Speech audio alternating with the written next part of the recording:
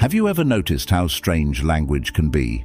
We say we save time, but where does that saved time actually go? You can't store it in a jar.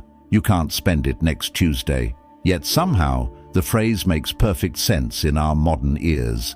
But here's an even bigger contradiction.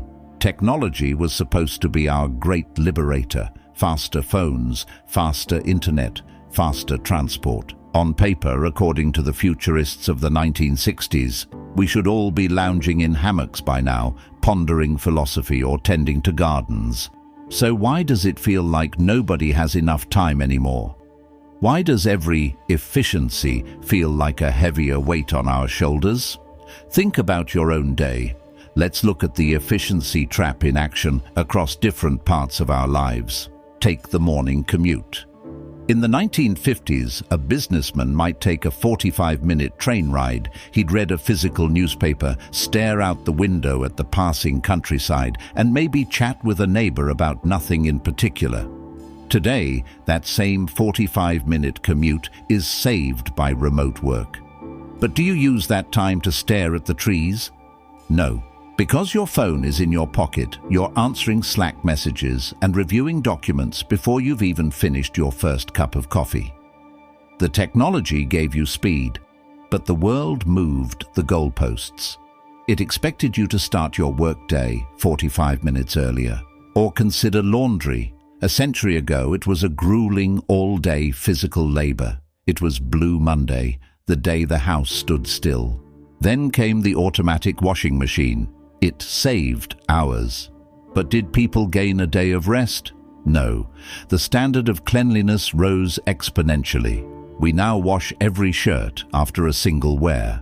The new social expectation of perfect freshness filled that time right back up. Think about how we cook now. Microwaves, air fryers, and food delivery apps can have a meal at your door in 20 minutes.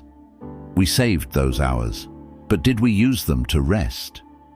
Instead, we filled that time with a side hustle or doom scrolling through recipes. The meal became faster, but the evening became more packed. Even the act of eating has been optimized. We call it fueling rather than dining. Even our leisure is under siege. In the past, you went to a theater. You lost time in transit or in waiting. Now, you have 10,000 titles. But what happens? We spend 30 minutes scrolling through the menu, paralyzed by choice, feeling pressure to find the perfect thing. Let's look at the digital nomad illusion. We were told working from anywhere would save us from the drudgery of the office. But the flip side is that we are now expected to be available everywhere.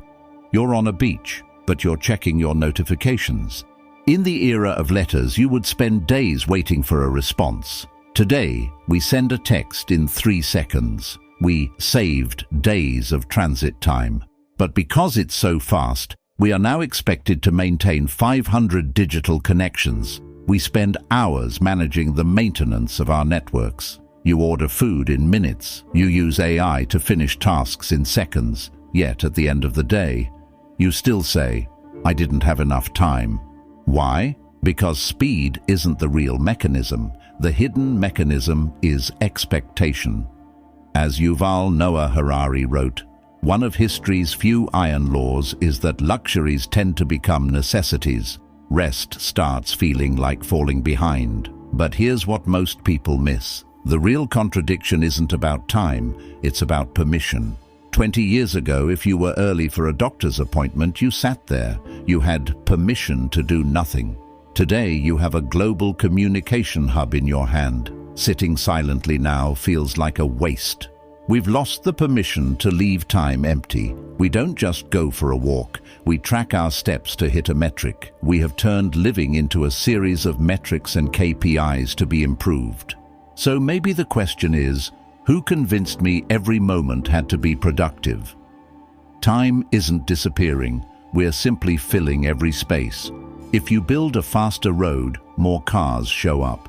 If you create a faster life, you just pack more stress into the same 24 hours. Memorable lesson: time isn't scarce. Permission to slow down is. If this changed how you think, subscribe to Daily Reset Lab.